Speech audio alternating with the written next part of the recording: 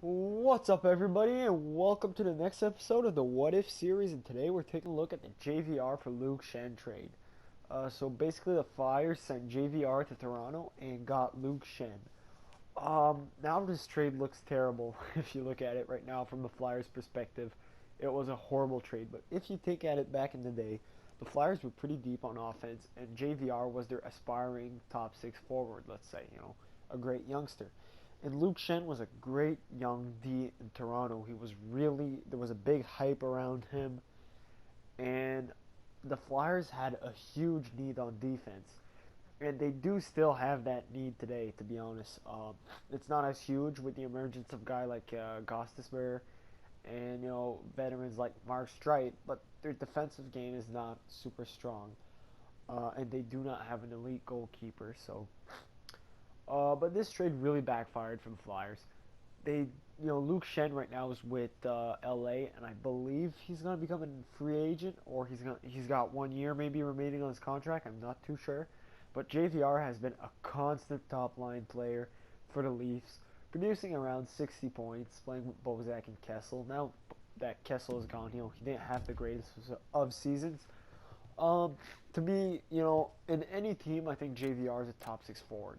He might slide down to that second line, but regardless on which team he is, he's definitely a top six forward. And they gave that up for Luke Shen maybe as a bottom pair defenseman right now. So today we're gonna go ahead and sim what this season could have been for the Flyers. So the Flyers made the playoffs this year, and they had to make a huge push at the end of the season to make them. Obviously, their offense was pretty good, and they got a lot of offensive support from their defense from Streit and Gostisbehere. So, they had a pretty good season, mostly towards the end, and didn't have a bad series against Washington. Honestly, I know it finished in six, but once Michael Neuvirth got in there, those were some pretty entertaining games. Even though Neuvirth pulled off an unbelievable clinic in the net.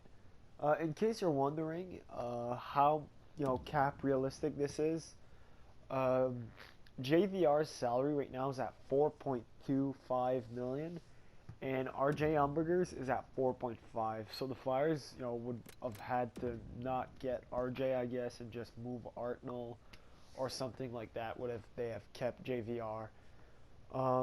So basically, this would not have been a cap issue for the Flyers at all.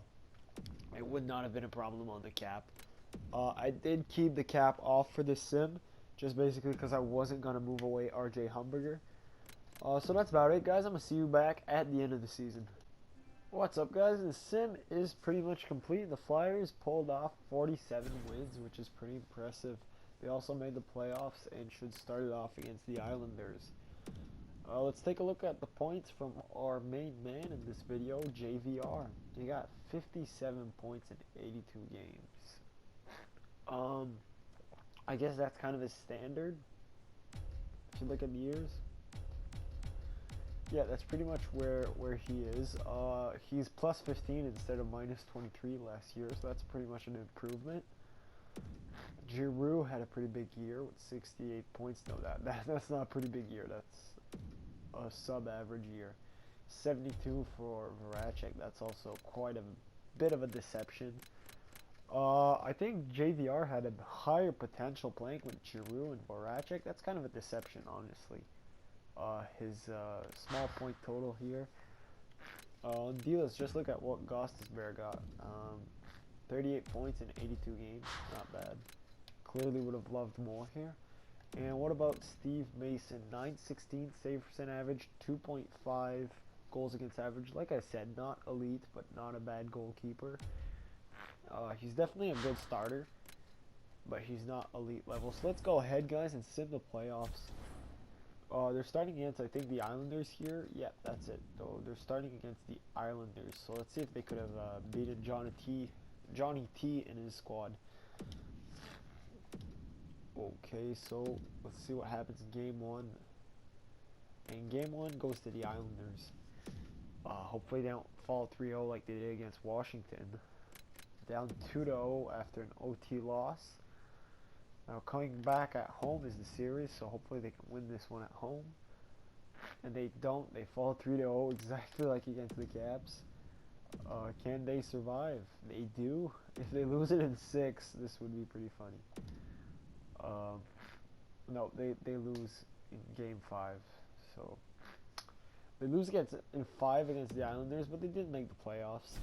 And I do think if you would do the sim with their original team, they're not gonna make the playoffs without JVR. And honestly, their team this year would not have made the playoffs if it wasn't for that great push at the end of the season, which was quite remarkable, I have to say. Uh, the Flyers clearly lost this trade, and I think we're going to look back at it in even a few years. Even if Toronto isn't super strong right now, they do have a lot of potential coming up with the future and some great youngsters. And JVR, might never win a cup or something, and might never be a superstar, but he's definitely a great top 6 forward, and the Flyers would have loved to have him. Even if they would have wanted to trade him, let's say they would have kept him, they could have definitely got a better defenseman in return for him than Luke Shen. Luke Shen was a total flop for the Flyers. Maybe he can redeem himself in LA. Still to be determined here, or maybe he can redeem himself somewhere else, like Edmonton, or I don't know, Buffalo, a team that would be ready to take a chance on a defenseman like him.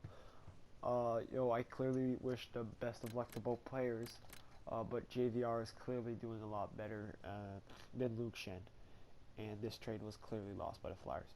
So, as always, guys, thanks a lot for watching, and if you're new, please subscribe to this channel for videos coming up almost daily. I think I'm almost posting daily here. And I'd love to hear in the comments below what next what ifs you would like me to do. So, as always, guys, thanks for watching.